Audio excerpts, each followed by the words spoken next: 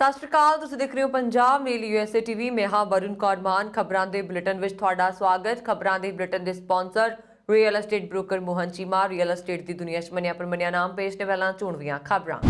ਦੁਨੀਆ ਭਰ ਵਿੱਚ ਹਜ਼ਾਰਾਂ ਉਡਾਣਾਂ ਰੱਦ, ਕਰੋਨਾ ਬਣਿਆ ਕਾਰਨ। ਅਮਰੀਕਾ ਵਿੱਚ ਵੀ 1000 ਉਡਾਣਾਂ ਰੱਦ, ਛੁੱਟੀਆਂ ਨਹੀਂ ਮਨਾਉਣ ਜਾ ਸਕੇ ਲੋਕ। ਬਾਈਡਨ ਨੇ ਜੇਮਸ ਵੈਬ ਟੈਲੀਸਕੋਪ ਦੇ ਸਫਲ ਲਾਂਚ ਤੇ ਦਿੱਤੀ ਵਧਾਈ। ਬਰਮਿੰਘਮ ਤੋਂ ਅੰਮ੍ਰਿਤਸਰ ਆਈ ਫਲਾਈਟ ਵਿੱਚ 4 ਮੁਸਾਫਰ ਕਰੋਨਾ ਪੀੜਤ, ਹਸਪਤਾਲ ਵਿੱਚ ਹੰਗਾਮਾ। ਅਮਰੀਕਾ ਵਿੱਚ ਕਰੋਨਾ ਦਾ ਕਹਿਰ, ਨੈਸ਼ਨਲ ਗਾਰਡਜ਼ ਨੂੰ ਪਿਆ ਬੁਲਾਉਣਾ। ਚੀਨ ਪੱਛਮੀ ਦੇਸ਼ਾਂ ਨੂੰ ਇੱਕ ਦੂਜੇ ਖਿਲਾਫ ਲੜਵਾਉਣ ਦੀ ਕਰ ਰਿਹਾ ਕੋਸ਼ਿਸ਼, ਜਸਟਿਨ ਟਰੂਡੋ। ਅਮਰੀਕੀ ਪਾਬੰਦੀਆਂ ਤੋਂ ਬਾਅਦ ਚੀਨੀ ਕਮਿਊਨਿਸਟ ਪਾਰਟੀ ਨੇ ਸ਼ਿਨਜਾਂਗ ਦੇ ਉੱਚ ਅਧਿਕਾਰੀ ਨੂੰ ਹਟਾਇਆ। ਸਿੰਗਾਪੁਰ ਨੇ 10 ਅਫਰੀਕੀ ਦੇਸ਼ਾਂ ਤੇ ਲੱਗੀ ਯਾਤਰਾ ਪਾਬੰਦੀ ਹਟਾਈ। ਤੇ ਹੁਣ ਇਹਨਾਂ ਖਬਰਾਂ ਦਾ ਵਿਸਥਾਰ।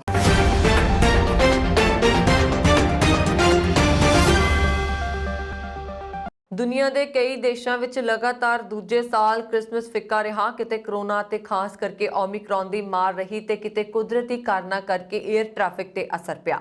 ਅੰਕੜੇ ਮੁਤਾਬਕ ਕ੍ਰਿਸਮਸ ਵੀਕਐਂਡ ਤੇ ਦੁਨੀਆ ਭਰ ਵਿੱਚ ਕਰੀਬ 7000 ਉਡਾਣਾਂ ਕੈਂਸਲ ਹੋਈਆਂ ਨੇ। ਕੁਝ ਥਾਵਾਂ ਤੇ ਕਰੋਨਾ ਕਾਰਨ ਹਾਲਾਤ ਅਜਿਹੇ ਬਣੇ ਕਿ ਸਟਾਫ ਹੀ ਘੱਟ ਪੈ ਗਿਆ।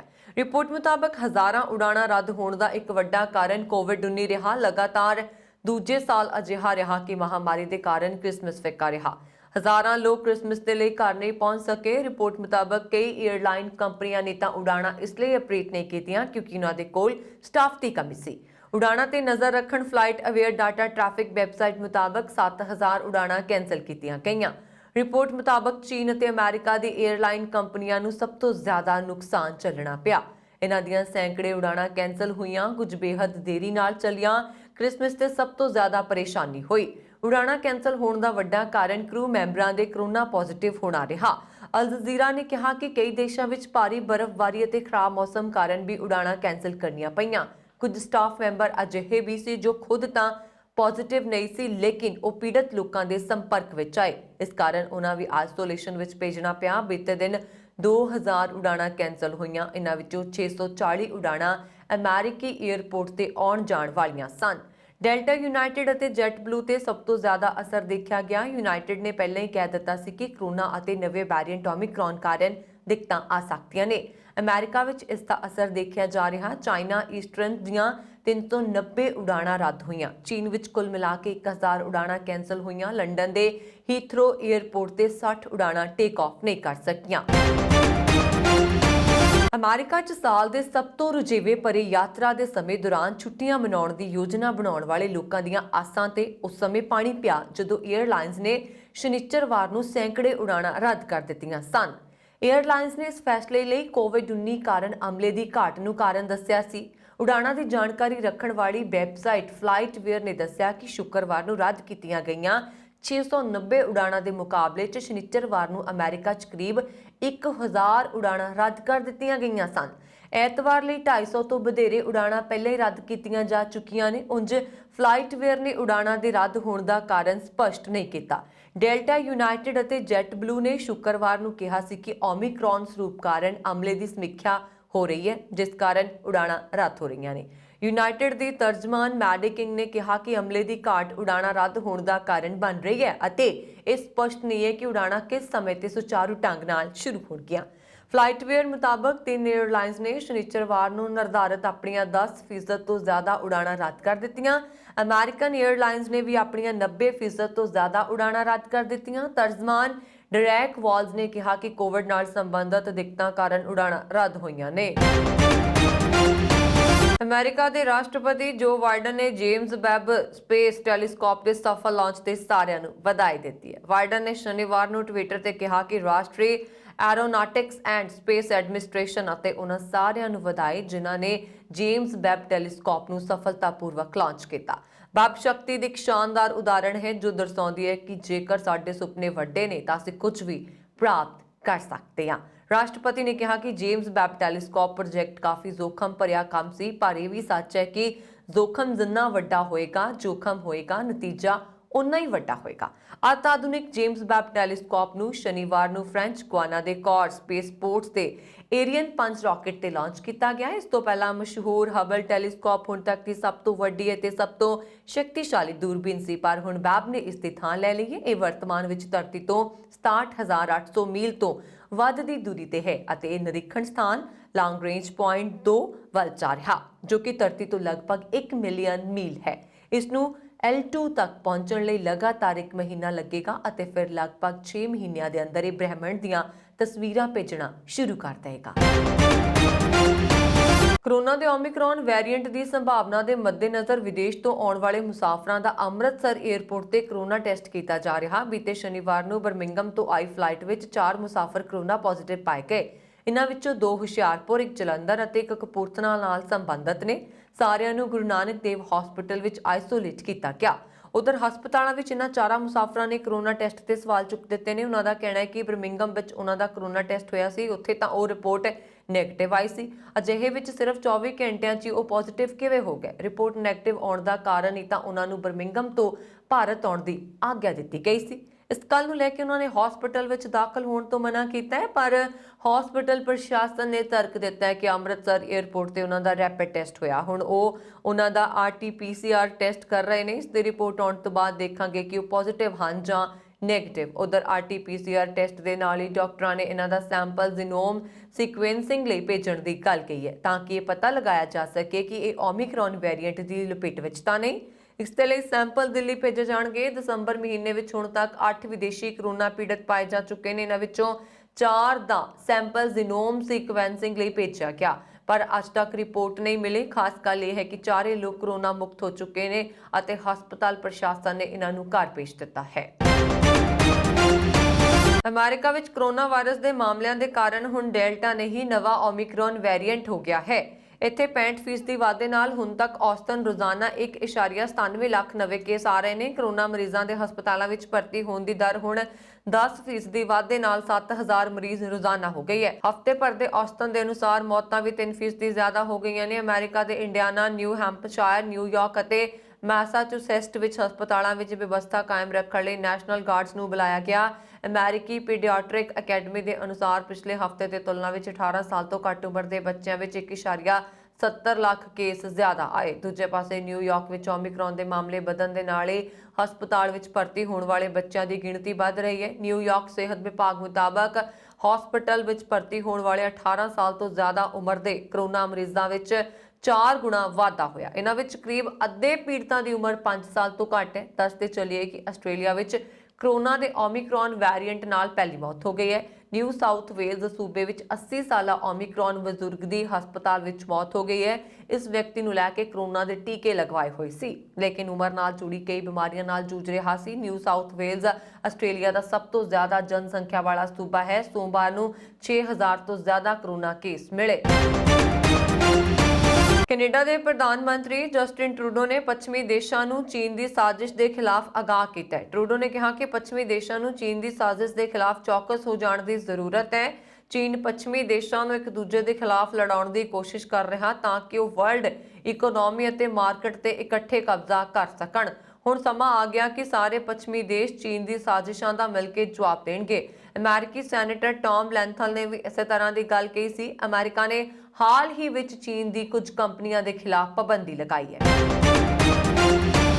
ਰਾਸ਼ਟਰਪਤੀ ਸ਼ੀ ਜਿਨਪਿੰਗ ਦੀ ਅਗਵਾਈ ਵਾਲੀ ਸੱਤਾਧਾਰੀ ਕਮਿਊਨਿਸਟ ਪਾਰਟੀ ਆਫ ਚਾਈਨਾ ਨੇ ਅਸਥਿਰ ਸ਼ਿਨਜਿਆਂਗ ਸੂਬੇ ਦੇ ਮੁਖੀ ਚੇਨ ਕਵਾਗਊ ਨੂੰ ਅਚਾਨਕ ਉਸਦੇ ਅਹੁਦੇ ਤੋਂ ਹਟਾ ਦਿੱਤਾ। ਅਮਰੀਕਾ ਨੇ ਇਸ ਖੇਤਰ ਵਿੱਚ ਉਈਗਰ ਮੁਸਲਮਾਨਾਂ ਦੇ ਖਿਲਾਫ ਕਥਿਤ ਮਨੁੱਖੀ ਅਧਿਕਾਰਾਂ ਦੇ ਉਲੰਘਣ ਲਈ ਚੀਨ ਤੇ ਪਾਬੰਦੀ ਲਗਾ ਦਿੱਤੀ ਸੀ। ਸਰਕਾਰੀ ਸਮਾਚਾਰ ਏਜੰਸੀ ਸ਼ਿਨੂਹਾ ਨੇ ਸ਼ਨੀਵਾਰ ਨੂੰ ਦੱਸਿਆ ਕਿ ਚੀਨ ਹੁਣ CPC ਦੀ ਸ਼ਿਨਜਿਆਂਗ ਉਈਗਰ ਆਟੋਨੋਮਸ ਰੀਜਨਲ ਕਮੇਟੀ ਦੇ ਸਕੱਤਰ ਵਜੋਂ ਕੰਮ ਨਹੀਂ ਕਰਦਾ ਹੈ। ਗੁਆਂਗਡੋਂਗ ਸੂਬੇ ਦੇ ਗਵਰਨਰ ਮਾ ਚਿੰਗੂ ਰੂਈ ਨੂੰ ਸ਼ਿਨਜਿਆਂਗ ਦਾ ਨਵਾਂ ਪਾਰਟੀ ਮੁਖੀ ਨਿਯੁਕਤ ਕੀਤਾ ਗਿਆ ਹੈ। ਸਮਾਚਾਰ ਏਜੰਸੀ ਨੇ ਸੰਖੇਪ ਰਿਪੋਰਟ ਵਿੱਚ ਕਿਹਾ ਕਿ CPC ਦੀ ਕੇਂਦਰੀ ਕਮੇਟੀ ਨੇ ਚੀਨ ਦੀ ਨਵੀਂ ਨਿਯੁਕਤੀ ਦੇਣ ਦਾ ਫੈਸਲਾ ਕੀਤਾ। ਹਾਂਗਕਾਂਗ ਸਥਿਤ ਸਾਊਥ ਚਾਈਨਾ ਮਾਰਨਿੰਗ ਪੋਸਟ ਨੇ ਇਸ ਘਟਨਾਕ੍ਰਮ ਦੇ ਬਾਰੇ ਪ੍ਰਕਾਸ਼ਿਤ ਰਿਪੋਰਟ ਵਿੱਚ ਕਿਹਾ ਕਿ ਉਈਗਰ ਖਿਲਾਫ ਵਿਆਪਕ ਮਨੁੱਖੀ ਅਧਿਕਾਰਾਂ ਦੀ ਉਲੰਘਣਾ ਨੂੰ ਲੈ ਕੇ ਅਮਰੀਕਾ, ਬ੍ਰਿਟੇਨ ਅਤੇ ਯੂਰੋਪੀਅਨ ਸੰਘ ਨੇ ਚੀਨ ਤੇ ਦੋਸ਼ ਲਗਾਇਆ, ਪਰ ਉਸ ਨੂੰ ਪਦਰੋਨਿਤੀ ਜਾਣਕਾਰੀ ਨਹੀਂ ਦਿੱਤੀ ਗਈ। ਪਿਛਲੇ ਸਾਲ ਯੂਐਸ ਸਰਕਾਰ ਨੇ ਸ਼ਿਨਜਿयांग ਉਈਗਰ ਆਟੋਨੋਮਸ ਖੇਤਰ ਦੇ ਇੰਚਾਰਜ ਚੀਨ ਅਤੇ ਕਈ ਹੋਰ ਚੀਨੀ ਅਧਿਕਾਰੀਆਂ ਦੇ ਖਿਲਾਫ ਪਾਬੰਦੀ ਲਗਾ ਦਿੱਤੀ ਸੀ। ਸਿੰਗਾਪੁਰ ਨੇ ਕੋਰੋਨਾ ਵਾਇਰਸ ਦੇ ਨਵੇਂ ਵੇਰੀਐਂਟ ਓਮਿਕਰੌਨ ਕਾਰਨ 10 ਅਫਰੀਕੀ ਦੇਸ਼ਾਂ ਤੇ ਲਗਾਈਆਂ ਪਾਬੰਦੀਆਂ ਨੂੰ ਹਟਾ ਦਿੱਤਾ ਹੈ, ਜਦੋਂ ਕਿ ਅਧਿਕਾਰੀਆਂ ਨੂੰ ਆਉਣ ਵਾਲੇ ਦਿਨਾਂ 'ਚ ਲਾਗ ਦੇ ਮਾਮਲਿਆਂ 'ਚ ਤੇਜ਼ੀ ਨਾਲ ਦੁੱਗਣਾ ਹੋਣ ਦੀ ਉਮੀਦ ਹੈ। ਹੁਣ ਬੋਤਸਵਾਨਾ, ਐਸਵਾਤੀਨੀ, ਗਾਨਾ, ਲਿਥੋਸੇ, ਮਲਾਵੀ, ਮੋਜ਼ਾਮਬੀਕ, ਨਾਮੀਬੀਆ, ਨਾਈਜੀਰੀਆ, ਦੱਖਣੀ ਅਫਰੀਕਾ ਅਤੇ ਜ਼ਿੰਬਾਬਵੇ ਦੇ ਰਸਤੇ ਪਿਛਲੇ 14 ਦਿਨਾਂ ਵਿੱਚ ਸਿੰਗਾਪੁਰ ਪਰਤਣ ਵਾਲੇ ਯਾਤਰੀ 11:59 ਦੇ ਦੇਸ਼ ਦੇ ਸ਼੍ਰੇਣੀ 4 ਤੇ ਸਰਹੱਦੀ ਨਿਯਮ ਦੇ ਦਾਇਰੇ ਵਿੱਚ ਆਉਣਗੇ। ਇਨ੍ਹਾਂ ਦੇਸ਼ਾਂ ਤੋਂ ਆਉਣ ਵਾਲੇ ਯਾਤਰੀਆਂ ਨੂੰ ਸਿੰਗਾਪੁਰ ਲਈ ਰਵਾਨਾ ਹੋਣ ਤੋਂ 2 ਦਿਨ ਪਹਿਲਾਂ PCR ਟੈਸਟ ਕਰਵਾਉਣਾ ਹੋਏਗਾ ਤੇ ਉਹਨਾਂ ਦੇ ਇੱਥੇ ਪਹੁੰਚਣ ਤੋਂ ਬਾਅਦ ਵੀ PCR ਟੈਸਟ ਕੀਤਾ ਜਾਏਗਾ। ਉਹਨਾਂ ਨੂੰ 10 ਦਿਨਾਂ ਲਈ ਆਈਸੋਲੇਸ਼ਨ ਵਿੱਚ ਰਹਿਣਾ ਹੋਏਗਾ। ਆਈਸੋਲੇਸ਼ਨ ਦੀ ਮਿਆਦ ਪੂਰੀ ਹੋਣ ਤੋਂ ਬਾਅਦ PCR ਟੈਸਟ ਦੁਬਾਰਾ ਕੀਤਾ ਜਾਏਗਾ। ਇਸ ਤੋਂ ਪਹਿਲਾਂ ਇਨ੍ਹਾਂ ਦੇਸ਼ਾਂ ਤੋਂ ਆਉਣ ਵਾਲੇ ਲੰਬੇ ਸਮੇਂ ਦੇ ਪਾਸ ਧਾਰਕਾਂ ਅਤੇ ਥੋੜੇ ਸਮੇਂ ਦੇ ਪਾਸ ਧਾਰਕਾਂ ਨੂੰ ਦਾਖਲੇ ਦੀ ਆਗਿਆ ਨਹੀਂ ਸੀ। ਇਸ ਦੇ ਨਾਲ ਹੀ ਸਿੰਗਾਪੁਰ ਦੇ ਨਾਗਰਿਕਾਂ ਅਤੇ ਇਨ੍ਹਾਂ ਦੇਸ਼ਾਂ ਤੋਂ ਆਉਣ ਵਾਲੇ ਸਥਾਈ ਨਿਵਾਸੀਆਂ ਲਈ 10 ਦਿਨ ਲਈ ਨਿਰਧਾਰਤ ਕੇਂਦਰਾਂ ਵਿੱਚ ਰਹਿਣਾ ਲਾਜ਼ਮੀ ਸੀ। ਇਸ ਦੌਰਾਨ ਸਿਹਤ ਮੰਤਰਾਲੇ ਨੇ ਕਿਹਾ ਕਿ ਓਮਿਕਰੌਨ ਵੇਰੀਐਂਟ ਦੇ ਉੱਚ ਸੰਕਰਮਣਤਾ ਕਾਰਨ ਸਥਾਨਕ ਮਾਮਲਿਆਂ ਦੇ ਮੁੜ ਸੁਰਜੀਤ ਹੋਣ ਦੀ ਸੰਭਾਵਨਾ ਹੈ। ਮੰਤਰਾਲੇ ਨੇ ਇੱਕ ਬਿਆਨ ਵਿੱਚ ਕਿਹਾ ਕਿ ਆਉਣ ਵਾਲੇ ਦਿਨਾਂ ਅਤੇ ਹਫ਼ਤਿਆਂ ਵਿੱਚ ਅਸੀਂ ਕਮਿਊਨਿਟੀ ਪੱਧਰ ਦੇ ਕੇਸਾਂ ਦੇ ਵਧਣ ਅਤੇ ਦੁੱਗਣੇ ਹੋਣ ਦੀ ਉਮੀਦ ਕਰਦੇ ਹਾਂ। ਇਸ ਵਿਚਕਾਰ ਅਖਬਾਰ ਦੀ ਸਟ੍ਰੇਟਸ ਟਾਈਮਜ਼ ਨੇ ਕੋਵਿਡ ਸੰਬੰਧੀ ਕਈ ਮੰਤਰਾਲਿਆਂ ਦੇ ਕਾਰਜਬਲ ਦੇ ਹਵਾਲੇ ਨਾਲ ਦੱਸਿਆ ਕਿ ਸਿੰਗਾਪੁਰ ਨੇ ਵਰਕ ਪਾਸ, ਲੰਬੇ ਸਮੇਂ ਦੇ ਪਾਸ ਅਤੇ ਸਥਾਈ ਲਈ ਅਰਜ਼ੀਆਂ ਦੀ ਮਨਜ਼ੂਰੀ ਲਈ ਟੀਕਾਕਰਨ ਨੂੰ ਲਾਜ਼ਮੀ ਕਰ ਦਿੱਤਾ ਹੈ। ਪਾਕਿਸਤਾਨ ਮੂਲ ਦੀ ਇੱਕ ਅਮਰੀਕੀ ਔਰਤ ਦੇ ਕਤਲ ਮਾਮਲੇ ਵਿੱਚ ਵੱਡਾ ਖੁਲਾਸਾ ਹੋਇਆ। ਪੁਲਿਸ ਨੇ ਐਤਵਾਰ ਨੂੰ ਦੱਸਿਆ ਕਿ ਇੱਕ ਪਾਕਿਸਤਾਨੀ ਅਮਰੀਕੀ ਔਰਤ ਦੀ ਲਾਸ਼ ਨੂੰ ਅਗਲੇਰੀ ਜਾਂਚ ਲਈ ਰਾਵਲਪਿੰਡੀ ਸ਼ਹਿਰ ਲਿਆਂਦਾ ਗਿਆ, ਜਿਸ ਦੇ ਬਾਰੇ ਜਾਂਚਕਰਤਾ ਮੰਨਦੇ ਨੇ ਕਿ ਉਸਦੇ ਸਾਬਕਾ ਪਤੀ ਨੇ ਜਾਇਦਾਦ ਦੇ ਵਿਵਾਦ ਕਾਰਨ ਉਸਦਾ ਕਤਲ ਕੀਤਾ ਸੀ। ਪਾਕਿਸਤਾਨੀ ਮੂਲ ਦੀ ਅਮਰੀਕੀ ਨਾਗਰਿਕ ਵਜ਼ੀਹਾ ਸਵਾਤੀ ਅਕਤੂਬਰ ਦੇ ਅੱਧ ਵਿੱਚ ਆਪਣੇ ਸਾਬਕਾ ਪਤੀ ਰਿਜ਼ਵਾਨ ਹਬੀਬ ਨਾਲ ਮਸਲਿਆਂ ਨੂੰ ਸੁਲਝਾਉਣ ਲਈ ਪਾਕਿਸਤਾਨ ਪੁੱਜਣ ਤੋਂ ਬਾਅਦ ਲਾਪਤਾ ਸੀ। ਰਾਵਲਪਿੰਡੀ ਦੇ ਪੁਲਿਸ ਮੁਖੀ ਸਾਜਿਦ ਕਿਆਨੀ ਨੇ ਦੱਸਿਆ ਕਿ ਹਬੀਬ ਨੂੰ ਪਿਛਲੇ ਹਫ਼ਤੇ ਕਤਲ ਦੇ ਸ਼ੱਕ ਵਿੱਚ ਗ੍ਰਿਫਤਾਰ ਕੀਤਾ ਗਿਆ। ਉਹਨਾਂ ਨੇ ਕਿਹਾ ਕਿ ਹਬੀਬ ਨੇ 4 ਦਿਨਾਂ ਦੀ ਪੁੱਛਗਿੱਛ ਤੋਂ ਬਾਅਦ ਸ਼ਨੀਵਾਰ ਨੂੰ ਸਵਾਤੀ ਦਾ ਕਤਲ ਕਰਨ ਦੀ ਗੱਲ ਕਬੂਲ ਕੀਤੀ ਹੈ ਅਤੇ ਉਹਨਾਂ ਨੇ ਸਵਾਤੀ ਨੂੰ ਉਸੇ ਦਿਨ ਹੀ ਮਾਰ ਦਿੱਤਾ ਸੀ ਜਿਸ ਦਿਨ ਉਹ ਸ਼ਹਿਰ ਪਹੁੰਚੀ ਸੀ। ਪੁਲਿਸ ਨੇ ਦੱਸਿਆ ਕਿ ਸਵਾਤੀ ਦੀ ਲਾਸ਼ ਖੈਬਰ ਪਖਤੂਨਖਵਾ ਸੂਬੇ ਦੇ ਲੱਕੀ ਮਰਵਾਤ ਜ਼ਿਲ੍ਹੇ ਵਿੱਚ ਮਿਲੀ ਹੈ। ਕਿਆਨੀ ਨੇ ਕਿਹਾ ਕਿ ਪੁਲਿਸ ਨੇ ਲੱਕੀ ਮਰਵਾਤ ਦੇ ਪੀਜ਼ੋ ਖੇਤਰ ਦੇ ਇੱਕ ਘਰ ਵਿੱਚ ਲਾਸ਼ ਨੂੰ ਬਾਹਰ ਕੱਢਿਆ ਗਿਆ, ਜਿੱਥੇ ਸ਼ੱਕੀ ਨੇ ਕਤਲ ਕਬੂਲ ਕਰਨ ਤੋਂ ਬਾਅਦ ਪੁਲਿਸ ਦੀ ਅਗਵਾਈ ਕੀਤੀ ਸੀ। ਹਬੀਬ ਦੀ ਸ਼ੁਰੂਆਤੀ ਅਦਾਲਤ ਵਿੱਚ ਪੇਸ਼ੀ ਸੋਮਵਾਰ ਨੂੰ ਤੈਅ ਕੀਤੀ ਗਈ ਸੀ।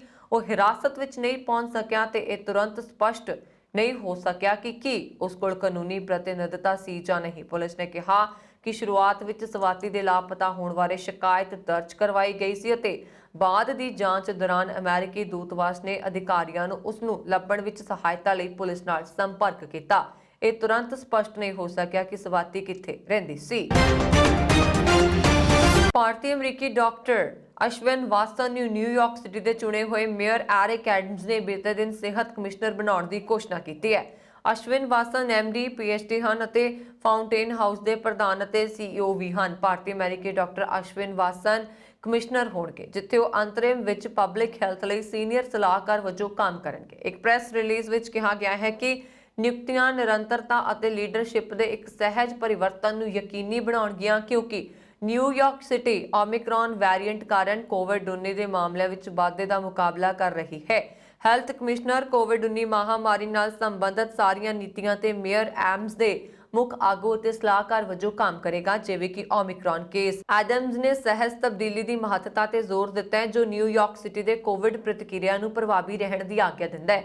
ਉਹਨਾਂ ਨੇ ਕਿਹਾ ਕਿ ਕੋਵਿਡ-19 ਵਿਰੁੱਧ ਅਸੀਂ ਆਪਣੀ ਲੜਾਈ ਵਿੱਚ ਇੱਕ ਨਾਜ਼ੁਕ ਪਲ ਵਿੱਚੋਂ ਲੰਘ ਰਹੇ ਹਾਂ। ਐਡਮਜ਼ ਨੇ ਅੱਗੇ ਕਿਹਾ ਕਿ ਅਗਲੇ 3 ਮਹੀਨਿਆਂ ਤੱਕ ਜਦੋਂ ਅਸੀਂ ਇਸ ਵਾਧੇ ਵਿੱਚੋਂ ਲੰਘਦੇ ਹਾਂ ਤਾਂ ਡਾਕਟਰ ਚੌਕਸੀ ਟੈਸਟਿੰਗ ਸਮਰੱਥਾ ਨੂੰ ਵਧਾਉਣ, ਟੀਕਿਆਂ ਅਤੇ ਬੂਸਟਰਾਂ ਨੂੰ ਉਤਸ਼ਾਹਿਤ ਕਰਨ ਅਤੇ ਇਸ ਵਾਇਰਸ ਦੇ ਪ੍ਰਸਾਰ ਨੂੰ ਰੋਕਣ ਲਈ ਕੀਤੇ ਗਏ ਸ਼ਾਨਦਾਰ ਕੰਮ ਨੂੰ ਜਾਰੀ ਰੱਖਣਗੇ। ਮੇਅਰ ਮੁਤਾਬਕ ਮਾਰਚ 2022 ਵਿੱਚ ਧਾਮੀ ਦੀ ਅਗਵਾਈ ਕਰਨ ਲਈ ਡਾਕਟਰ ਵਾਸਨ ਦਾ ਇਸ ਅਹੁਦੇ ਲਈ ਸਵਾਗਤ ਕਰਾਂਗੇ। ਇਸ ਤੋਂ ਪਹਿਲਾਂ ਡਾਕਟਰ ਡੇਵਿਡ ਚੌਕਸੀ 15 ਮਾਰਚ 2022 ਤੱਕ ਸਿਹਤ ਅਤੇ ਮਾਨਸਿਕ ਸਫਾਈ ਵਿਭਾਗ ਦੇ ਕਮਿਸ਼ਨਰ ਵਜੋਂ ਕੰਮ ਕਰਨਗੇ। ਬ੍ਰਾਜ਼ੀਲ ਵਿੱਚ ਆਏ ਹੜ੍ਹਾਂ ਕਾਰਨ 18 ਲੋਕਾਂ ਦੀ ਮੌਤ ਹੋ ਗਈ ਹੈ ਅਤੇ 280 ਤੋਂ ਜ਼ਿਆਦਾ ਜ਼ਖਮੀ ਹੋ ਗਏ ਨੇ। CNN ਨੇ ਸ਼ਨੀਵਾਰ ਨੂੰ ਗਵਰਨਰ ਰੂਈ ਕੋਸਟਾ ਦੇ ਹਵਾਲੇ ਤੋਂ ਦੱਸਿਆ ਕਿ ਹੜ੍ਹ ਕਾਰਨ ਬਾਈਆ ਸੂਬੇ ਦੇ ਕਰੀਬ 40 ਸ਼ਹਿਰ ਪ੍ਰਭਾਵਿਤ ਹੋਏ ਨੇ। ਉਹਨਾਂ ਨੇ ਕਿਹਾ ਇਹ ਇੱਕ ਵੱਡੀ ਤਰਾਸਦੀ ਹੈ। ਮੈਨੂੰ ਬਾਈਆ ਦੇ ਹਾਲ ਹੀ ਦੇ ਇਤਿਹਾਸ ਵਿੱਚ ਅਜਿਹਾ ਕੁਝ ਵੀ ਦੇਖਿਆ ਹੋਵੇ ਯਾਦ ਨਹੀਂ। ਸ਼ਹਿਰਾਂ ਅਤੇ ਘਰਾਂ ਵਿੱਚ ਪਾਣੀ ਭਰਿਆ ਹੋਇਆ ਦੇਖਿਆ ਗਿਆ। ਇਹ ਅਸਲ ਵਿੱਚ ਭਿਆਨਕ ਹੈ। ਕਈ ਘਰ ਅਤੇ ਸੜਕਾਂ ਵਿੱਚ ਪਾਣੀ ਡੁੱਬੀਆਂ ਨਜ਼ਰ ਆਈਆਂ ਨੇ। ਬਾਈਆ ਦੀ ਨਾਗਰਿਕ ਸੁਰੱਖਿਆ ਅਤੇ ਸੁਰੱਖਿਆ ਏਜੰਸੀ ਮੁਤਾਬਕ ਹੜ੍ਹ ਕਾਰਨ 35,000 ਤੋਂ ਜ਼ਿਆਦਾ ਲੋਕਾਂ ਨੂੰ ਆਪਣਾ ਘਰ ਛੱਡਣਾ ਪਿਆ। ਇਸ ਦੌਰਾਨ ਇਟਾਂਬੇ ਸ਼ਹਿਰ ਵਿੱਚ ਸ਼ਨੀਵਾਰ ਦੇਰ ਸ਼ਾਮ ਮੀਂਹ ਕਾਰਨ ਬੰਨ੍ਹ ਟੁੱਟ ਗਿਆ। ਬ੍ਰਾਜ਼ੀਲ ਦੀ ਰਾਸ਼ਟਰੀ ਮੌਸਮ ਵਿਗਿਆਨ ਸੰਸਥਾ ਨੇ ਕਰੀਬ ਪੂਰੇ ਬਾਈਆ ਸੂਬੇ ਵਿੱਚ ਮੀਂਹ ਦਾ ਅਲਰਟ ਜਾਰੀ ਕੀਤਾ ਹੈ। ਹਾਲਾਂਕਿ ਸੋਮਵਾਰ ਅਤੇ ਮੰਗਲਵਾਰ ਨੂੰ ਸਥਿਤੀ ਵਿੱਚ ਸੁਧਾਰ ਹੋਣ ਦੇ ਆਸਾਰ ਨੇ। ਆਸਟ੍ਰੇਲੀਆ ਦੇ ਨਿਊ ਸਾਊਥ ਵੇਲਜ਼ ਸ਼ਹਿਰ ਵਿੱਚ ਸੋਮਵਾਰ ਨੂੰ ਕੋਰੋਨਾ ਵਾਇਰਸ ਦੇ ਨਵੇਂ ਰੂਪ ਓਮਿਕਰੌਨ ਨਾਲ ਪਹਿਲੀ ਮੌਤ ਦੀ ਪੁਸ਼ਟੀ ਹੋਈ ਹੈ। ਇਸ ਦੇ ਨਾਲ ਹੀ ਕੋਵਿਡ-19 ਦੇ 6,000 ਤੋਂ ਵੱਧ ਨਵੇਂ ਮਾਮਲੇ ਸਾਹਮਣੇ ਆਏ ਨੇ। ਇੱਥੇ ਦੱਸ ਦਈਏ ਕਿ ਇਸ ਤੋਂ ਪਹਿਲਾਂ ਬੀਤੇ ਦਿਨੀ ਬ੍ਰਿਟੇਨ ਅਤੇ ਅਮਰੀਕਾ ਨੇ ਓਮਿਕਰੌਨ ਨਾਲ ਦੇਸ਼ ਵਿੱਚ ਪਹਿਲੀ ਮੌਤ ਦੀ ਪੁਸ਼ਟੀ ਕੀਤੀ ਸੀ। ਜਾਣਕਾਰੀ ਮੁਤਾਬਕ ਪੱਛਮੀ ਸਿਡਨੀ ਵਿੱਚ ਓਮਿਕਰੌਨ ਨਾਲ ਸੰਕਰਮਿਤ 80 ਸਾਲਾ ਇੱਕ ਵਿਅਕਤੀ ਦੀ ਮੌਤ ਹੋ ਗਈ ਹੈ। ਉਸ ਦਾ ਪੂਰੀ ਤਰ੍ਹਾਂ ਟੀਕਾਕਰਨ ਹੋ ਚੁੱਕਾ ਸੀ, ਪਰ ਉਸ ਨੂੰ ਸਿਹਤ ਸੰਬੰਧੀ ਕੁਝ ਗੰਭੀਰ ਸਮੱਸਿਆਵਾਂ ਸਨ। ਇਸ ਦੇ ਨਾਲ ਹੀ ਅਧਿਕਾਰਤ ਅੰਕੜਿਆਂ ਮੁਤਾਬਕ ਦੇਸ਼ ਦੇ ਸਭ ਤੋਂ ਆਬਾਦੀ ਵਾਲੇ ਨਿਊ ਸਾਊਥ ਵੇਲਜ਼ ਵਿੱਚ ਸੋਮਵਾਰ ਨੂੰ ਕੋਵਿਡ-19 ਦੇ 6,324 ਨਵੇਂ ਮਾਮਲੇ ਸਾਹਮਣੇ ਆਏ ਨੇ। ਉੱਥੇ 524 ਲੋਕ ਹਸਪਤਾਲ ਵਿੱਚ ਦਾਖਲ ਅਤੇ 55 ਇੰਟੈਂਸਿਵ ਕੇਅਰ ਯੂਨਿਟ ਵਿੱਚ ਨੇ। ਕੋਵਿਡ-19 ਦੇ ਵੱਧਦੇ ਮਾਮਲਿਆਂ ਦੇ ਮੱਦੇਨਜ਼ਰ ਸੋਮਵਾਰ ਨੂੰ ਨਿਊ ਸਾਊਥ ਵੇਲਜ਼ ਵਿੱਚ ਕੁਝ ਨਵੇਂ ਨਿਯਮ ਲਾਗੂ ਕੀਤੇ ਗਏ ਨੇ। ਸਿਹਤ ਮੰਤਰੀ ਬ੍ਰੈਡ ਹੈਜ਼ਰਡ ਨੇ ਕਿਹਾ ਕਿ ਰਾਜ ਸਰਕਾਰ ਸਟਾਫ ਦੀ ਘਾਟ ਕਾਰਨ ਸੰਕਰਮਤ ਦੇ ਸੰਪਰਕ ਵਿੱਚ ਆਏ ਸਿਹਤ ਕਰਮਚਾਰੀਆਂ ਦੀ ਆਈਸੋਲੇਸ਼ਨ ਦੀ ਜ਼ਰੂਰਤ ਨੂੰ ਖਤਮ ਕਰਨ ਤੇ ਵਿਚਾਰ ਕਰ ਰਹੀ ਹੈ। ਇਸ ਦੌਰਾਨ ਵਿਕਟੋਰੀਆ ਵਿੱਚ ਸੋਮਵਾਰ ਨੂੰ ਕੋਵਿਡ-19 ਦੇ 1,999 ਨਵੇਂ ਮਾਮਲੇ ਸਾਹਮਣੇ ਆਏ ਨੇ ਅਤੇ 3 ਹੋਰ ਮਰੀਜ਼ਾਂ ਦੀ ਲਾਗ ਨਾਲ ਮੌਤ ਹੋ ਗਈ ਹੈ। ਤਾਲਿਬਾਨ ਸਰਕਾਰ ਨੇ ਔਰਤਾਂ ਅਤੇ ਸੰਗੀਤ ਤੇ ਨਵੀਆਂ ਪਾਬੰਦੀਆਂ ਲਾ ਦਿੱਤੀਆਂ ਨੇ। ਔਰਤਾਂ ਇਕੱਲੇ ਬੱਸ ਵਿੱਚ 70 ਕਿਲੋਮੀਟਰ ਤੋਂ ਵੱਧ ਦਾ ਸਫ਼ਰ ਨਹੀਂ ਕਰ ਸਕਣਗੀਆਂ। ਇਸ ਤੋਂ ਅੱਗੇ ਜਾਣ ਲਈ ਉਹਨਾਂ ਦੇ ਨਾਲ ਇੱਕ ਪੁਰਸ਼ ਰਿਸ਼ਤੇਦਾਰ ਹੋਣਾ ਜ਼ਰੂਰੀ ਹੋਏਗਾ। ਤਾਲਿਬਾਨ ਦੇ ਧਰਮ ਸੰਬੰਧੀ ਮਾਮਲਿਆਂ ਦੇ ਮੰਤਰਾਲੇ ਵੱਲੋਂ ਐਤਵਾਰ ਨੂੰ ਜਾਰੀ ਇੱਕ ਹੁਕਮ ਵਿੱਚ ਟਰਾਂਸਪੋਰਟਰਾਂ ਨੂੰ ਕਿਹਾ ਗਿਆ ਕਿ ਜੇਕਰ ਕੋਈ ਔਰਤ ਇਕੱਲੀ ਹੈ ਤਾਂ ਉਸ ਨੂੰ ਬੱਸ ਜਾਂ ਵਾਹਨ ਵਿੱਚ ਨਾ ਬਿਠਾਇਆ ਜਾਵੇ। ਇਸ ਗੱਲ ਤੇ ਵੀ ਜ਼ੋਰ ਦਿਓ ਕਿ ਜਿਸਨੇ ਹਿਜਾਬ ਪਹਿਨਿਆ ਹੋਇਆ ਹੋਵੇਗਾ ਉਸ ਨੂੰ ਹੀ ਲਿਜਾਇਆ ਜਾਏਗਾ। ਮੰਤਰਾਲੇ ਦੇ ਬੁਲਾਰੇ ਆਕਿਫ ਮੁਹਾਜ਼ਰ ਨੇ ਕਿਹਾ ਜੋ ਔਰਤਾਂ 72 ਕਿਲੋਮੀਟਰ ਦਾ ਸਫ਼ਰ ਕਰਨਾ ਚਾਹੁੰਦੀਆਂ ਨੇ, ਜੇਕਰ ਉਹਨਾਂ ਦੇ ਨਾਲ ਕੋਈ ਨਜ਼ਦੀਕੀ ਪੁਰਸ਼ ਰਿਸ਼ਤੇਦਾਰ ਨਹੀਂ ਹੈ ਤਾਂ ਉਹਨਾਂ ਨੂੰ ਯਾਤਰਾ ਕਰਨ ਦੀ ਆਗਿਆ ਨਹੀਂ ਦਿੱਤੀ ਜਾਣੀ ਚਾਹੀਦੀ। ਉਹਨਾਂ ਨੇ ਜ਼ੋਰ ਦੇ ਕੇ ਕਿਹਾ ਕਿ ਔਰਤਾਂ ਨਾਲ ਮਰਦ ਦਾ ਹੋਣਾ ਬਹੁਤ ਜ਼ਰੂਰੀ ਹੋਏਗਾ। ਇਸ ਤੋਂ ਇਲਾਵਾ ਅਫਗਾਨਿਸਤਾਨ ਵਿੱਚ ਨਾਗਰਿਕਾਂ ਨੂੰ ਆਪਣੇ ਵਾਹਨਾਂ ਵਿੱਚ ਸੰਗੀਤ ਵਜਾਉਣ ਦੀ ਮਨਾਹੀ ਹੈ। ਹਾਲ ਹੀ ਵਿੱਚ ਤਾਲਿਬਾਨ ਸਰਕਾਰ ਨੇ ਟੈਲੀਵਿਜ਼ਨ ਚੈਨਲਾਂ ਲਈ ਵੀ ਇੱਕ ਸਰਕੂਲਰ ਜਾਰੀ ਕੀਤਾ ਸੀ, ਜਿਸ ਵਿੱਚ ਉਹਨਾਂ ਨੂੰ ਡਰਾਮਿਆਂ ਅਤੇ ਸੋਪ ਓਪੇਰਾ 'ਚ ਮਹਿਲਾ ਅਭਿਨੇਤਰੀਆਂ ਨੂੰ ਫਿਲਮਾਉਣਾ ਬੰਦ ਕਰਨ ਲਈ ਕਿਹਾ ਗਿਆ। ਮੰਤਰਾਲੇ ਨੇ ਮਹਿਲਾ ਪੱਤਰਕਾਰਾਂ ਨੂੰ ਹਿਜਾਬ ਪਹਿਨਣ ਦਾ ਹੁਕਮ ਦਿੱਤਾ ਹੈ। ਹਿਜਾਬ ਨੂੰ ਪਰਿਭਾਸ਼ਿਤ ਕੀਤਾ ਗਿਆ ਹੈ ਕਿ ਇਹ ਵਾਲਾਂ ਤੋਂ ਲੈ ਕੇ ਪੂਰੇ ਸਰੀਰ ਨੂੰ ਢੱਕੇਗਾ। ਕਾਨਪੁਰ ਜ਼ਿਲ੍ਹੇ ਵਿੱਚ ਛਾਪੇਮਾਰੀ ਦੌਰਾਨ 150 ਕਰੋੜ ਰੁਪਏ ਦੀ ਨਕਦੀ ਮਿਲਣ ਦੀ ਘਟਨਾ ਨਾਲ ਸੁਰਖੀਆਂ ਵਿੱਚ ਆਏ ਕਾਨਪੁਰ ਦੇ ਕਾਰੋਬਾਰੀ ਪਿਊਸ਼ ਜੈਨ ਨੂੰ ਟੈਕਸ ਚੋਰੀ ਦੇ ਦੋਸ਼ ਵਿੱਚ ਗ੍ਰਿਫਤਾਰ ਕਰ ਲਿਆ ਗਿਆ। ਇੱਕ ਅਧਿਕਾਰੀ ਨੇ ਇਸ ਦੀ ਜਾਣਕਾਰੀ ਦਿੱਤੀ ਹੈ। ਕਾਨਪੁਰ ਵਿੱਚ ਜੀਐਸਟੀ ਦੇ ਸੰਯੁਕਤ ਕਮਿਸ਼ਨਰ ਸੁਰਿੰਦਰ ਕੁਮਾਰ ਨੇ ਐਤਵਾਰ ਨੂੰ ਪੀਟੀਆਈ ਭਾਸ਼ਾ ਨੂੰ ਦੱਸਿਆ ਕਿ ਪਿਊਸ਼ ਜੈਨ ਨੂੰ ਟੈਕਸ ਚੋਰੀ ਦੇ ਦੋਸ਼ ਵਿੱਚ ਕਾਨਪੁਰ ਤੋਂ ਗ੍ਰਿਫਤਾਰ ਕਰ ਲਿਆ ਗਿਆ ਹੈ। ਉਹਨਾਂ ਨੇ ਦੱਸਿਆ ਕਿ ਪਿਊਸ਼ ਨੂੰ ਅੱਗੇ ਦੀ ਕਾਰਵਾਈ ਲਈ ਕਾਨਪੁਰ ਤੋਂ ਅਹਿਮਦਾਬਾਦ ਲਿਜਾਇਆ ਜਾ ਸਕਦਾ ਹੈ। ਇੱਕ ਹੋਰ ਅਧਿਕਾਰੀ ਨੇ ਨਾਮ ਨਾ ਉਜਾਗਰ ਕਰਨ ਦੀ ਸ਼ਰਤ ਤੇ ਦੱਸਿਆ ਕਿ ਪਿਛਲੇ ਵੀਰਵਾਰ ਨੂੰ ਪਿਊਸ਼ ਜੈਨ ਦੇ ਵੱਖ-ਵੱਖ ਕੰਪਲੈਕਸਾਂ ਵਿੱਚ ਹਾਲ 'ਚ ਮਾਰੀ ਗਈ ਛਾਪੇਮਾਰੀ ਦੌਰਾਨ ਸੋਨੇ ਅਤੇ ਚਾਂਦੀ ਸਮੇਤ ਕੁੱਲ 257 ਕਰੋੜ ਰੁਪਏ ਦੀ ਜਾਇਦਾਦ ਬਰਾਮਦ ਕੀਤੀ ਗਈ ਸੀ। ਉਹਨਾਂ ਨੇ ਦੱਸਿਆ ਕਿ ਬਰਾਮਦ ਰਕਮ ਕਥਿਤ ਰੂਪ ਨਾਲ ਇੱਕ ਮਾਲ ਟਰਾਂਸਪੋਰਟਰ ਵੱਲੋਂ ਨਕਲੀ ਚਲਾਨ ਅਤੇ ਬਿਨਾਂ ਈ-ਵੇ ਬਿੱਲ ਦੇ ਮਾਲ ਭੇਜਣ ਨਾਲ ਜੁੜੀ ਹੈ। ਦੱਸਣਯੋਗ ਹੈ ਕਿ ਪਿਛਲੇ ਵੀਰਵਾਰ ਨੂੰ ਕਨੌਜ ਵਿੱਚ ਇਤਰ ਉਦਯੋਗ ਸਮੇਤ ਹੋਰ ਕਾਰੋਬਾਰ ਨਾਲ ਜੁੜੇ ਕਾਨਪੁਰ ਦੇ ਕਾਰੋਬਾਰੀ ਦੀ ਰਿਹਾਇਸ਼ ਅਤੇ ਹੋਰ ਕੰਪਲੈਕਸਾਂ ਵਿੱਚ ਚੱਲ ਰਹੀ ਛਾਪੇਮਾਰੀ 'ਚ ਕਥਿਤ ਤੌਰ ਤੇ ਕਰੋੜ ਰੁਪਏ ਦੇ ਬੇਹਿਸਾਬ ਨਕਦੀ ਦੀ ਬਰਾਮਦ ਕੀਤੀ ਗਈ ਸੀ। ਜੀਐਸਟੀ ਦੀ ਖੂਫੀਆ ਤੇ ਇਨਕਮ ਟੈਕਸ ਵਿਭਾਗ ਦੇ ਇੱਕ ਸੂਤਰ ਨੇ ਦੱਸਿਆ ਕਿ ਕਾਰੋਬਾਰੀ ਦੇ ਇੱਥੋਂ ਕੇਂਦਰੀ ਅਸਿੱਧੇ ਟੈਕਸ ਅਤੇ ਕਸਟਮ ਬੋਰਡ, ਆਮਦਨ ਕਰ ਵਿਭਾਗ ਅਤੇ ਵਸਤੂ ਅਤੇ ਸੇਵਾ ਕਰ ਦੀ ਖੂਫੀਆ ਇਕਾਈ ਨੇ ਕਥਿਤ ਤੌਰ ਤੇ 150 ਕਰੋੜ ਰੁਪਏ ਤੋਂ ਜ਼ਿਆਦਾ ਦੀ ਨਕਦੀ ਬਰਾਮਦ ਕੀਤੀ। ਅਜਨਾਲਾ ਵਿਖੇ ਭਾਰਤ-ਪਾਕਿਸਤਾਨ ਸਰਹੱਦ ਤੇ ਡਰੋਨ ਦੀ ਹਲਚਲ ਲਗਾਤਾਰ ਬਰਕਰਾਰ ਹੈ। ਜਿੱਥੇ ਤਸਕਰ ਡਰੋਨ ਰਾਹੀਂ ਤਸਕਰੀ ਦੀ ਫਿਰਾਕ ਵਿੱਚ ਬੈਠੇ ਨਜ਼ਰ ਆ ਰਹੇ ਨੇ, ਉੱਥੇ ਬਾਰਡਰਾਂ ਤੇ ਤਾਇਨਾਤ ਬੀਐਸਐਫ ਦੇ ਜਵਾਨ ਵੀ ਇਹਨਾਂ ਨੂੰ ਮੂੰਹ ਤੋੜ ਜਵਾਬ ਦੇ ਰਹੇ ਨੇ। ਥਾਣਾ ਰਮਦਾਸ ਅਧੀਨ ਆਉਂਦੀ ਬੀਓਪੀ ਕੱਸੋਵਾਲ ਵਿਖੇ ਬੀਤੀ ਦੇਰ ਰਾਤ ਬੀਐਸਐਫ ਦੀ 10 ਬਟਾਲੀਅਨ ਦੇ ਜਵਾਨਾਂ ਵੱਲੋਂ ਡਰੋਨ ਦੀ ਹਲਚਲ ਦਿਖਾਈ ਦਿੱਤੀ ਗਈ, ਜਿਸ ਤੋਂ ਬਾਅਦ ਬੀਐਸਐਫ ਦੇ ਜਵਾਨਾਂ ਨੇ ਤੁਰੰਤ ਹਰਕਤ ਵਿੱਚ ਆਉਂਦੇ ਡਰੋਨ ਵੱਲ ਫਾਇਰਿੰਗ ਕੀਤੀ ਅਤੇ ਡਰੋਨ ਫੇਰ ਦੁਬਾਰਾ ਪਾਕਿਸਤਾਨ ਵਾਲੇ ਪਾਸੇ ਚਲਾ ਗਿਆ। ਫਿਲਹਾਲ ਬੀਐਸਐਫ ਦੇ ਜਵਾਨ, ਪੁਲਿਸ ਅਧਿਕਾਰੀਆਂ ਤੇ ਸੁਰੱਖਿਆ ਏਜੰਸੀਆਂ ਵੱਲੋਂ ਇਲਾਕੇ 'ਚ ਸਰਚ ਕੀਤੀ ਜਾ ਰਹੀ ਹੈ। ਪ੍ਰਧਾਨ ਮੰਤਰੀ ਨਰਿੰਦਰ ਮੋਦੀ 3 ਜਨਵਰੀ ਨੂੰ ਪੰਜਾਬ ਦੌਰੇ ਤੇ ਆ ਸਕਦੇ ਨੇ। ਇਸ ਬਾਰੇ ਸੋਮਵਾਰ ਤੱਕ ਰੂਪਰੇਖਾ ਤਿਆਰ ਹੋਣ ਦੀ ਸੰਭਾਵਨਾ ਹੈ। ਪੰਜਾਬ ਚੋਣਾਂ ਤੋਂ ਪਹਿਲਾਂ ਪ੍ਰਧਾਨ ਮੰਤਰੀ ਨਰਿੰਦਰ ਮੋਦੀ ਵੱਲੋਂ ਪੰਜਾਬ ਲਈ ਕਿਸੇ ਅਹਿਮ ਪੈਕੇਜ ਦਾ ਐਲਾਨ ਕਰਨ ਦੀ ਸੰਭਾਵਨਾ ਵੀ ਹੈ। ਇਸ ਵਿੱਚ ਸਨਅਤਾਂ ਜਾਂ ਖੇਤੀ ਖੇਤਰ ਨੂੰ ਰਾਹਤ ਵੀ ਦਿੱਤੀ ਜਾ ਸਕਦੀ ਹੈ। ਸੂਤਰਾਂ ਅਨੁਸਾਰ ਪ੍ਰਧਾਨ ਮੰਤਰੀ ਦਾ ਫਿਰੋਜ਼ਪੁਰ ਜਾਂ ਹੁਸ਼ਿਆਰਪੁਰ ਵਿੱਚ ਪ੍ਰੋਗਰਾਮ ਰੱਖੇ ਜਾਣ ਤੇ ਵਿਚਾਰ ਚੱਲ ਰਿਹਾ ਹੈ। ਜਾਣਕਾਰੀ ਅਨੁਸਾਰ ਫਿਰੋਜ਼ਪੁਰ ਵਿੱਚ ਪੀਜੀਆਈ ਸੈਟੇਲਾਈਟ ਸੈਂਟਰ ਦਾ ਨੀਂਹ ਪੱਥਰ ਰੱਖੇ ਜਾਣ ਦਾ ਪ੍ਰੋਗਰਾਮ ਬਣ ਸਕਦਾ ਹੈ। ਹੁਸ਼ਿਆਰਪੁਰ ਵਿੱਚ ਪ੍ਰਧਾਨ ਮੋਦੀ ਦਾ ਸਮਾਗਮ ਹੋਣ ਦੇ ਚਰਚੇ ਹਨ, ਪਰ ਐਮਐਸਪੀ ਹੁਸ਼ਿਆਰਪੁਰ ਵਿੱਚ ਪ੍ਰਧਾਨ ਮੰਤਰੀ ਮੋਦੀ ਦਾ ਸਮਾਗਮ ਹੋਣ ਦੇ ਚਰਚੇ ਨੇ। ਪਰ ਐਸਐਸਪੀ ਹੁਸ਼ਿਆਰਪੁਰ ਕੁਲਵੰਤ ਸਿੰਘ ਹੀਰ ਦਾ ਕਹਿਣਾ ਸੀ ਕਿ ਹਾਲੇ ਤੱਕ ਇਸ ਪ੍ਰੋਗਰਾਮ ਬਾਰੇ ਕੋਈ ਲਿਖਤੀ ਪ੍ਰੋਗਰਾਮ ਨਹੀਂ ਆਇਆ। ਭਾਜਪਾ ਪੰਜਾਬ ਦੇ ਪ੍ਰਧਾਨ ਅਸ਼ਵਨੀ ਸ਼ਰਮਾ ਦਾ ਕਹਿਣਾ ਸੀ ਕਿ ਹਾਲੇ ਤੱਕ ਪ੍ਰਧਾਨ ਮੰਤਰੀ ਨਰਿੰਦਰ ਮੋਦੀ ਦੇ ਪੰਜਾਬ ਦੌਰੇ ਦਾ ਕੋਈ ਪ੍ਰੋਗਰਾਮ ਫਾਈਨਲ ਨਹੀਂ ਹੋਇਆ, ਪਰ ਸੋਮਵਾਰ ਤੱਕ ਪੰਜਾਬ ਦੌਰੇ ਬਾਰੇ ਪਤਾ ਲੱਗ ਜਾਏਗਾ। ਪ੍ਰਧਾਨ ਮੰਤਰੀ ਨਰਿੰਦਰ ਮੋਦੀ ਨੇ ਪੰਜਾਬ ਦਾ ਆਖਰੀ ਦੌਰਾ ਨਵੰਬਰ 2019 ਨੂੰ ਕੀਤਾ ਸੀ, ਜਦੋਂ ਉਹਨਾਂ ਨੇ ਕਰਤਾਰਪੁਰ ਲਾਂਘੇ ਦੇ ਖੁੱਲਣ ਮੌਕੇ ਆਈਸੀਪੀ ਦਾ ਉਦਘਾਟਨ ਕੀਤਾ ਸੀ। ਦੂਜੇ ਪਾਸੇ ਕਾਂਗਰਸ ਹਾਈਕਮਾਨ ਤਰਫੋਂ ਪੰਜਾਬ ਚੋਣਾਂ ਦੇ ਪ੍ਰਚਾਰ ਤੇ ਮੁਹੂਰਤ ਲਈ 3 ਜਨਵਰੀ ਨੂੰ ਹੀ ਰਾਹੁਲ ਗਾਂਧੀ ਪੰਜਾਬ ਦੇ ਮੋਗਾ ਜ਼ਿਲ੍ਹੇ ਵਿੱਚ ਰੈਲੀ ਰੱਖ ਲਈ ਗਈ ਹੈ। ਪੰਜਾਬ ਦੇ ਅਗਲੇ ਸਾਲ ਵਿਧਾਨ ਸਭਾ ਚੋਣਾਂ ਹੋਣੀਆਂ ਨੇ, ਜਿਨ੍ਹਾਂ ਲਈ ਕਾਂਗਰਸ ਨੇ ਆਪਣੀਆਂ ਤਿਆਰੀਆਂ ਤੇਜ਼ ਕਰ ਦਿੱਤੀਆਂ ਨੇ। ਸੂਤਰਾਂ ਅਨੁਸਾਰ ਰਾਹੁਲ ਗਾਂਧੀ 3 ਜਨਵਰੀ ਤੋਂ ਪੰਜਾਬ ਵਿੱਚ ਚੋਣ ਪ੍ਰਚਾਰ ਸ਼ੁਰੂ ਕਰ ਰਹੇ ਨੇ। ਮੰਨਿਆ ਜਾ ਰਿਹਾ ਕਿ ਸੱਤਾਧਾਰੀ ਕਾਂਗਰਸ ਪੰਜਾਬ ਵਿਧਾਨ ਸਭਾ ਚੋਣਾਂ 'ਚ ਬਿਨਾਂ ਸੀਐਮ ਚਿਹਰੇ ਤੇ ਉਤਾਰ ਸਕਦੀ ਹੈ। ਸਾਬਕਾ ਮੁੱਖ ਮੰਤਰੀ ਕੈਪਟਨ ਅਮਰਿੰਦਰ ਸਿੰਘ ਦੇ ਕਾਂਗਰਸ ਨੂੰ ਅਲਵਿਦਾ ਕਹਿਣ ਦੇ ਤੁਰੰਤ ਬਾਅਦ ਕਾਂਗਰਸ ਹਾਈਕਮਾਨ ਨੇ ਐਲਾਨ ਕੀਤਾ ਸੀ ਕਿ 2022 ਦੀਆਂ ਚੋਣਾਂ ਵਿੱਚ ਚਰਨਜੀਤ ਸਿੰਘ ਚੰਨੀ ਹੀ ਪਾਰਟੀ ਦਾ ਮੁੱਖ ਮੰਤਰੀ ਚਿਹਰਾ ਹੋਣਗੇ ਤੇ ਪਾਰਟੀ ਉਹਨਾਂ ਦੀ ਅਗਵਾਈ ਵਿੱਚ ਚੋਣ ਲੜੇਗੀ। ਪਰ ਨਵਜੋਤ ਸਿੰਘ ਸਿੱਧੂ ਤੇ ਤੇਵਰਾਂ ਨੂੰ ਦੇਖਦੇ ਹੋਏ ਹਾਈਕਮਾਨ ਨੂੰ ਆਪਣੇ ਫੈਸਲੇ ਤੋਂ ਪਿੱਛੇ ਹਟਣਾ ਪਿਆ। ਪੰਜਾਬ ਦੇ ਮੁੱਖ ਮੰਤਰੀ ਚਰਨਜੀਤ ਸਿੰਘ ਚੰਨੀ ਅਤੇ ਪੰਜਾਬ ਕਾਂਗਰਸ ਪ੍ਰਧਾਨ ਨਵਜੋਤ ਸਿੰਘ ਸਿੱਧੂ ਨੇ ਇਸ ਮਹੀਨੇ ਰਾਹੁਲ ਗਾਂਧੀ ਨਾਲ ਮੀਟਿੰਗ ਕੀਤੀ ਸੀ। ਚੰਨੀ ਅਤੇ ਸਿੱਧੂ ਰਾਹੁਲ ਨਾਲ ਮੁਲਾਕਾਤ ਕਰਨ ਲਈ ਉਹਨਾਂ ਦੀ ਰਿਹਾਇਸ਼ ਤੇ ਪਹੁੰਚੇ ਸਨ। ਸੂਤਰਾਂ ਅਨੁਸਾਰ ਤਿੰਨਾਂ ਆਗੂਆਂ ਵਿਚਾਲੇ ਚੱਲ ਰਹੀ ਇਸ ਮੀਟਿੰਗ ਵਿੱਚ ਪੰਜਾਬ ਵਿੱਚ ਅਗਲੇ ਸਾਲ ਹੋਣ ਵਾਲੀਆਂ ਚੋਣਾਂ ਦੀਆਂ ਤਿਆਰੀਆਂ ਨੂੰ ਲੈ ਕੇ ਮੰਥਨ ਹੋਇਆ। ਇਸ ਤੋਂ ਪਹਿਲਾਂ ਕਾਂਗਰਸ ਦੇ ਸੰਸਦ ਮੈਂਬਰ ਪ੍ਰਤਾਪ ਸਿੰਘ ਬਾਜਵਾ ਨੇ ਸੰਸਦ ਦੇ ਸੈਂਟਰਲ ਹਾਲ ਵਿੱਚ ਰਾਹੁਲ ਗਾਂਧੀ ਨਾਲ ਮੁਲਾਕਾਤ ਕੀਤੀ। ਜਿਸ ਜ਼ੋਮੈਟੋ ਤੇ ਸਵਿਗੀ ਵਰਗੀਆਂ ਫੂਡ ਐਗਰੀਗੇਟਰ ਐਪਸ ਤੋਂ ਅੱਜਕੱਲ ਲੋਕ ਕਈ ਵਾਰ ਭੋਜਨ ਆਰਡਰ ਕਰਦੇ ਨੇ, ਉਹ ਹੁਣ 5% GST ਸਿੱਧੇ ਸਰਕਾਰ ਨੂੰ ਜਮ੍ਹਾਂ ਕਰਨਗੇ। ਕੀ ਤੁਹਾਡੇ ਲਈ ਬਾਹਰੋਂ ਖਾਣਾ ਮੰਗਵਾਉਣਾ ਮਹਿੰਗਾ ਹੋ ਜਾਏਗਾ? ਤਾਂ ਜਵਾਬ ਹੈ ਕਿ ਇਸ ਦਾ ਸਿੱਧਾ ਅਸਰ ਤੁਹਾਡੀ ਜੇਬ ਤੇ ਨਹੀਂ ਪਏਗਾ। ਗਾਹਕਾਂ ਲਈ ਖਾਣਾ ਆਨਲਾਈਨ ਆਰਡਰ ਕਰਨਾ ਮਹਿੰਗਾ ਨਹੀਂ ਹੋਏਗਾ, ਕਿਉਂਕਿ ਗਾਹਕਾਂ ਨੂੰ ਬਾਹਰੋਂ ਭੋਜਨ ਮੰਗਵਾਉਣ ਤੇ GST ਅਦਾ ਕਰਨਾ ਪੈਂਦਾ ਸੀ। ਪਰ ਜ਼ੋਮੈਟੋ ਸਵਿਗੀ ਵਰਗੀਆਂ ਐਪਸ ਪਹਿਲਾਂ ਰੈਸਟੋਰੈਂਟਾਂ ਨੂੰ GST ਦਿੰਦੀਆਂ ਸਨ, ਪਰ ਹੁਣ ਤੋਂ ਸਿੱਧੇ ਤੌਰ ਤੇ 5% GST ਜਮ੍ਹਾਂ ਕਰਵਾਉਣਗੇ। ਸਰਕਾਰ ਹੁਣ ਫੂਡ ਐਗਰੀਗੇਟਰ ਕੰਪਨੀਆਂ ਸਿੱਧੇ ਤੌਰ ਤੇ GST ਜਮ੍ਹਾਂ ਕਰਨਗੀਆਂ, ਜਿਸ ਨਾਲ ਟੈਕਸ ਚੋਰੀ ਘਟੇਗੀ ਤੇ ਸਰਕਾਰ ਨੂੰ ਸਹੀ ਮਾਲਿਆ ਮਿਲੇਗਾ।